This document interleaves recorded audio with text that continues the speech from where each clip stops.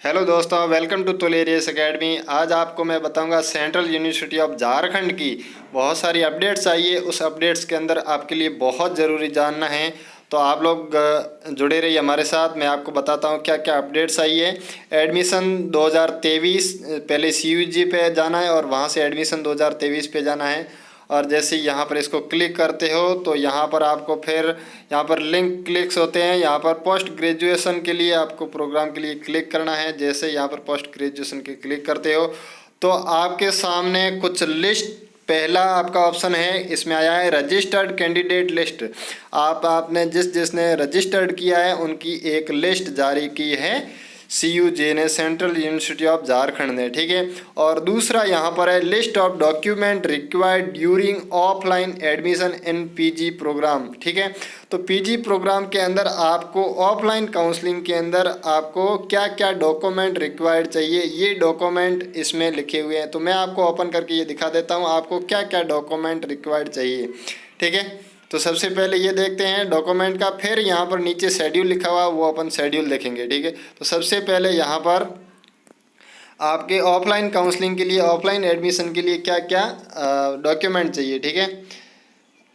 तो सबसे पहला है CUG समर्थ एप्लीकेशन फॉर्म। आपने जो एप्लीकेशन फॉर्म भरा था झारखंड का, उसका एप्लीकेशन फॉर्म। फिर आपको 2 पासपोर्ट साइज फ़ोटो चाहिए। तीसरा आपका है 10th की मार्कशीट। चौथा आपका है पास सर्टिफिकेट ऑफ क्लास की, मतलब सर्टिफिकेट और मार्कशीट एक साथ होता है, कभी कभी अलग अलग होता है, जो आपकी है उसके हिसाब से। फिर 5th का सीनियर सेकेंडरी की मार्कशीट और उसका सर्टिफिकेट। फिर आपका ग्रेजुएशन की मार्कशीट और डिग्री मार्कशीट, ठीक है। सातवां है पासिंग डिग्री सर्टिफिकेट, ठीक है। आठवां है आपका valid certificate of date of birth, ठीक है। ज़्यादातर डेट ऑफ बर्थ आपका 10th के मार्कशीट के साथ में जुड़ा रहता है और कभी कभार किसी का अलग भी होता है, ठीक है। और नम्मा है आपका वैलिड गवर्नमेंट इशूड ID, कोई भी आधार कार्ड और वोटर ID कोई भी ले जा सकते हो, ठीक है। 10वां है CUT PG स्कोर कार्ड, जो भी आपका स्कोर कार्ड है। और 11वां है आपका NOC form of employer if applicable, अगर आप उसमें एम्प्लॉय है, ठीक है, तो उसका उसके लिए आपका NOC फॉर्म। और फिर आपका करेक्टर सर्टिफिकेट, ठीक है, conducted certificate from head of institute last attended, ठीक है। तो करेक्टर सर्टिफिकेट, उसके बाद माइग्रेशन सर्टिफिकेट, उसके बाद ट्रांसफ़र सर्टिफिकेट, ठीक है। उसके बाद कास्ट सर्टिफिकेट, अगर आपने कास्ट एलिजिबल मतलब उस कैटेगरी के अंदर आते हैं तो उसका सर्टिफिकेट चाहिए, ठीक है। और आपका फिर है self declaration form those apply under OBC NCL category if applicable, ठीक है। और उसके बाद PWD का सर्टिफिकेट अगर आप एप्लीकेबल है तो। और फिर अगर आप कश्मीरी माइग्रेंट है तो उसका सर्टिफिकेट है तो, ठीक है। जिस जिस कोटा के अंदर आपने अगर फील किया है उसका सर्टिफिकेट, अगर आप डिफेंस में हैं आपके कोई फैमिली तो उसका सर्टिफिकेट, ठीक है। और फिर इंटरनेशनल, नेशनल, स्टेट लेवल का स्पोर्ट्स अगर आप खेल रहे हैं तो उसका सर्टिफिकेट। ये आपके सारे सर्टिफिकेट आपको रिक्वायर्ड चाहिए जब आप ऑफलाइन काउंसलिंग के अंदर जाएंगे, ठीक है दोस्तों। तो ये अब आपको ऑफलाइन काउंसलिंग कब होगी ये मैं बताता हूँ, ठीक है। पीछे चलते हैं वापस और यहाँ पर शेड्यूल दिया है, शेड्यूल फॉर डॉक्यूमेंट वेरिफिकेशन के लिए। तो अपन देखते हैं शेड्यूल क्या है डॉक्यूमेंट वेरिफिकेशन का, ठीक है। और ये सारी फाइल्स मैं मेरे टेलीग्राम चैनल पे डाल देता हूँ, आप वहाँ से डाउनलोड कर सकते हैं, देख सकते हैं, ठीक है दोस्तों। आप चैनल को ज्वाइन कर लीजिए, डिस्क्रिप्शन में लिंक होगा, ठीक है।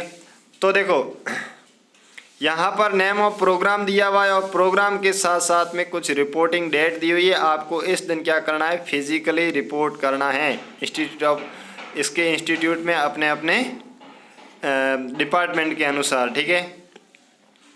तो इसने यहाँ पर 10 से लेकर के 3 बजे तक रिपोर्टिंग टाइम दिया है, ठीक है। और बोला है कि complete counselling process will take 2 days, ठीक है। Hence students are advise to make own necessary arrangement, ठीक है।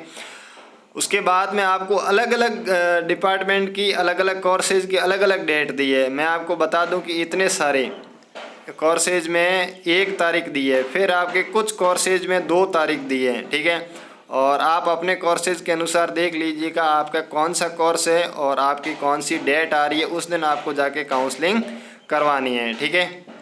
तो यहाँ पर ये देख सकते हैं काउंसलिंग उसके बाद में नीचे क्या लिखा है कि all payment shall be made online mode में पेमेंट होगा। Candidate registration login portal after seat allotment, ठीक है। Next day of document verification, document verification के अगले दिन आपको क्या करना है, फीस पेमेंट करना है, ठीक है। The seat allotment shall be published on 4/9/2023 से 5/9/2023 के बीच में आपको क्या हो जाएगा, सीट अलॉटमेंट हो जाएगा। After fee submission candidate must report to admission cell with original documents and fee payment slip of confirmation of admission as per date notified this in this regard। उसके बाद में आपको क्या करना है कि ओरिजिनल डॉक्यूमेंट के साथ में फीस स्लिप के साथ में आपको वहाँ पर क्या करना है, ऑफलाइन रिपोर्टिंग करनी है, ठीक है, आपकी सीट को कंफर्म करने के लिए, ठीक है। तो ये था प्रोसेस और शेड्यूल किसके लिए, सेंट्रल यूनिवर्सिटी ऑफ झारखंड के लिए।